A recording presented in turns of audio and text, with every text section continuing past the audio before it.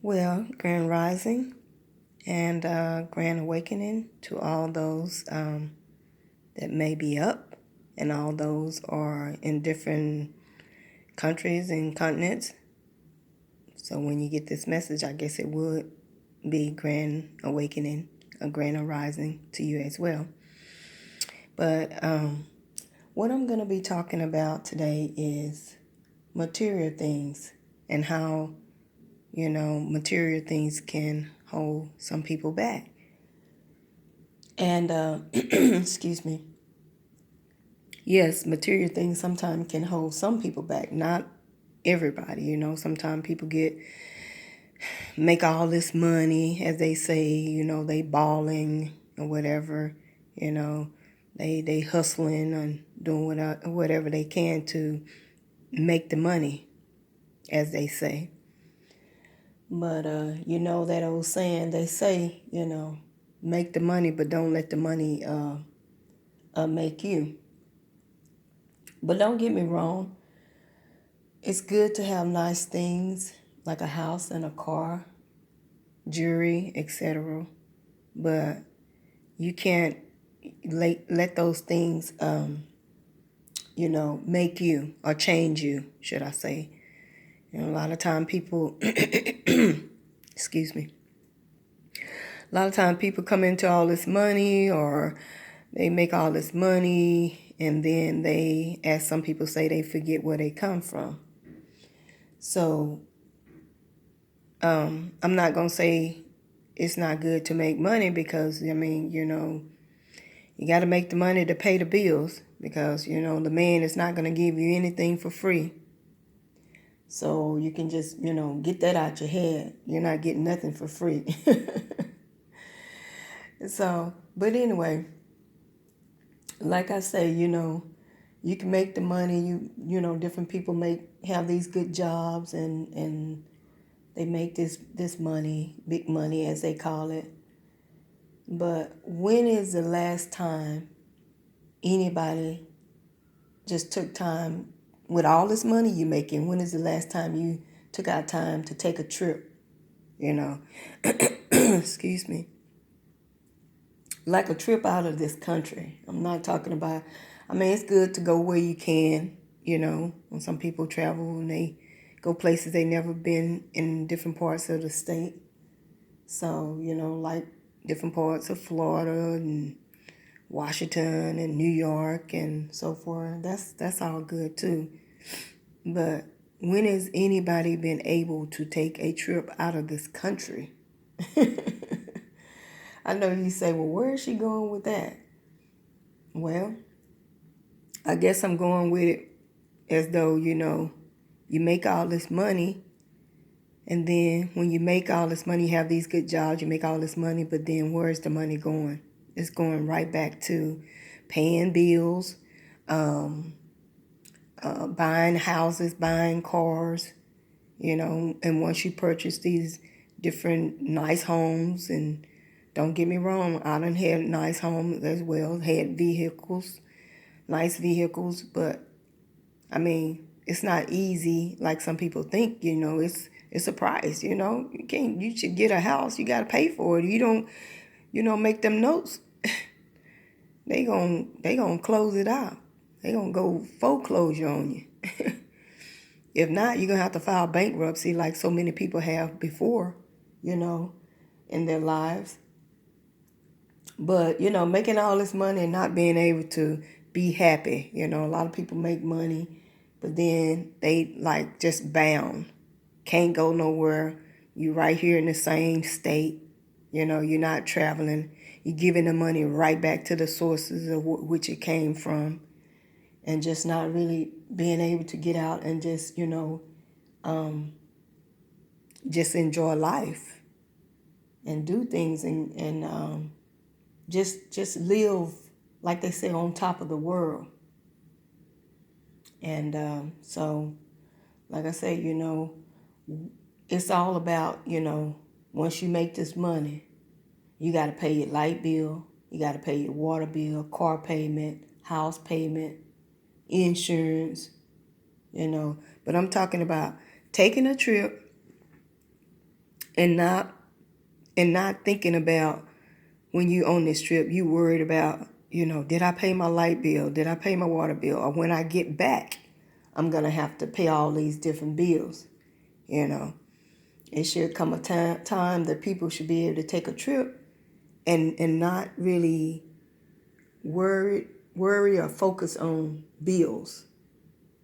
It's like bills. Do they ever stop? No, they're not. They're going to keep on coming. And more money you make, the more bills most people accumulate. The more bills you have. Because you make all this money, then you go out, or we go out. People, I've did it in the past myself. I go on a shopping spree. I'm going to buy this, get this, get that. And then at the end of the day, hey, you done paid all your money, but then you still at square one. You still got to go back on the job Monday through Friday or however you work. You got to go back and make more money. But anyway, let me get to some of the things that I wanted to talk about as well. Like I'm using for an example, and this is true. This is just, not something I'm making up, Okay, I got stopped and pulled over by a police officer in one of the little small country towns. But anyway, so he got me for a speeding ticket. He said I was speeding. You know how they pull up and then they ask you, do you know why I stopped you? I wonder why they ask that question. Do they want you to lie or make up something or just tell the truth? Or, do you know why I stopped you? My thing is, do you know why you stopped me? We need to start asking questions when they ask, well, do you know why I stopped you? No. Do you know why you stopped me? So they trying to get you to say whatever first, and then so they can use that against you. But me, it's like, no, I don't.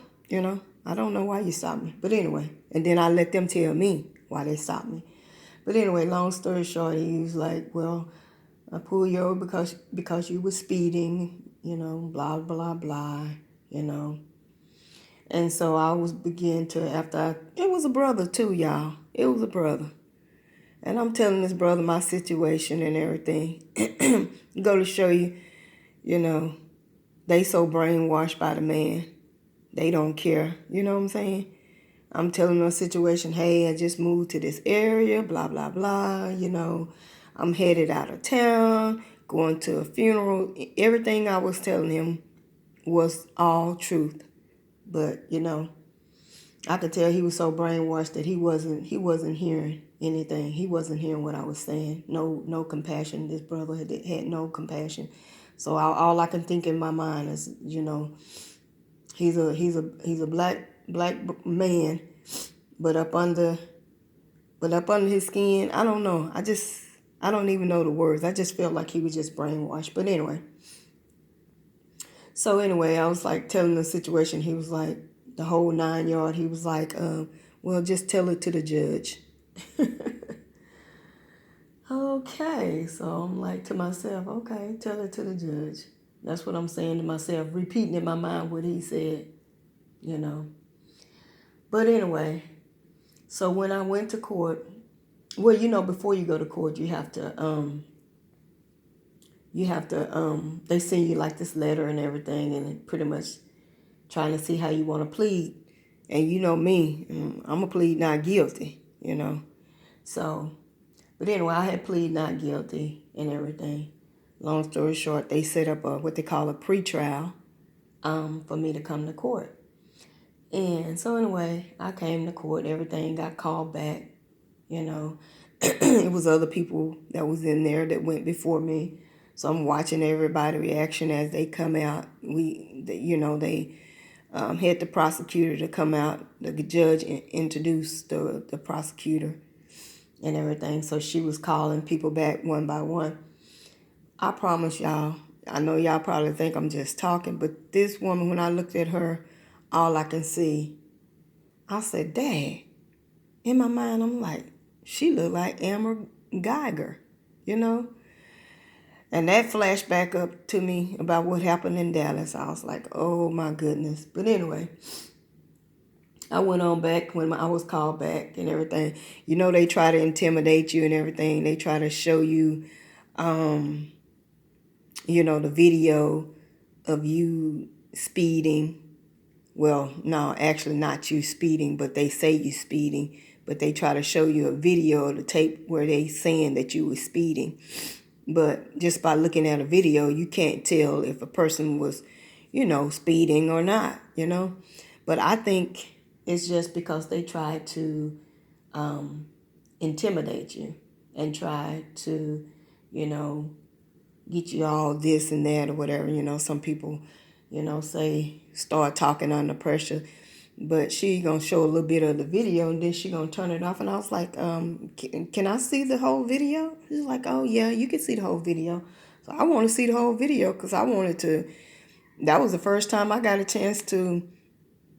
I have gotten a ticket in the past, a quote unquote speeding ticket, but I never saw a video, and I've had tickets dismissed and so forth and so on. But this one right here, she's going to, try to show it to me. So I wanted to see the whole thing. I wanted to hear the conversation, what I said to the officer, what he said to me and everything. So they got all that, everything. They got me saying everything. They got him saying everything. So I'm listening and everything. So, and she was like, asked me, was that me? And I'm like, well, actually, I can't see myself, but the car, that's the vehicle is the vehicle I was driving because I could see the license plate on it. And plus I heard my voice, but I mean, why would they ask you a stupid question? Is that you? I don't know. That could be anybody driving that vehicle, So I was like, well, I can't see if that's me, but then she probably thought I was getting a little smart. So she looked at the, trying to get to verify the license plate. Yeah, that's the license plate. Is that your voice? Yeah, that's my voice. But I'll sit up and I think some things sometimes. You really think about it, they could get somebody to even sound like you, This system is something else. But anyway, long story short, y'all. One way or another, they gonna try to get their money. And I already knew. I'm like, you know what? Knowing my situation, I had to change the plea. I didn't have to, but I chose to because I'm not gonna be driving back and forth. That's what they want you to do anyway. Anywhere it go, they gonna try to get their money. So anyway, I changed the plea and everything. Long story short, I already know. They trying to get this little what they call this holiday cash, and they trying to meet their little quota or whatever. And so I ain't gonna lie, y'all. When I looked at her, all I can see is evil in this woman eyes. I can see evil, and if she could have read my mind, my thought, what I was thinking, all I was saying. You evil devil. I was calling her a devil, looking dead at her. You evil devil. Because I can feel evil. It's just this game that they play, They try to, like I say, intimidate people because of their, position. Like they said, what's the word they call it? Abuse of power, They feel like I'm in this position, you in this position, or whatever. I didn't try to fight it like I normally do and have done.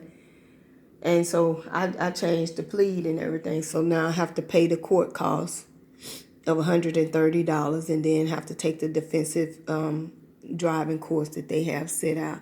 So that's what I'm saying. You really think about it, it's good to have a vehicle. Transportation if you can, but if you can get it paid for, make sure it's like either paid in full because you study paying car payments, car insurance. They getting their money, And I feel like it's like it's a blessing and then it's a curse, because one way or another they're gonna get you. They're gonna get it back. They're gonna get it if you driving on the highway and they say you speeding, or if you run a stop sign, or if you run a red light. They're gonna get the money back one way or another. And like I say, around the holidays, you got Christmas in a few more days. So, yeah, all I was thinking, yeah, they just trying to get the money back. And so, material things can be a blessing and they can be a curse. And I feel like it's just the way the system designed it. They're going to get their money back. Then you think about it. When you have a car, you got the car payment, everything that come with it, car insurance. You got to do your oil changes. You got, oh my goodness, you got, what else you got? You got your car insurance, you got your titles, your tags, your registration, maintenance work. Your tires need to be rotated. You got to rotate your tires. You got, it's it's a big responsibility. I'm not going to say worse than a baby, but it's just like the responsibilities that come with a vehicle just as well as a car.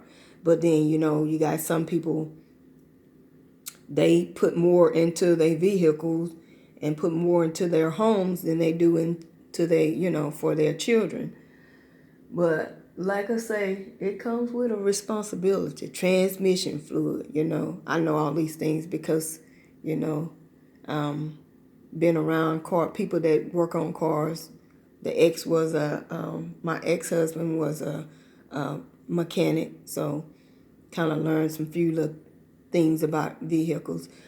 But back to what I'm saying is, it's just a big responsibility, and they study taking money back. They study taking it back.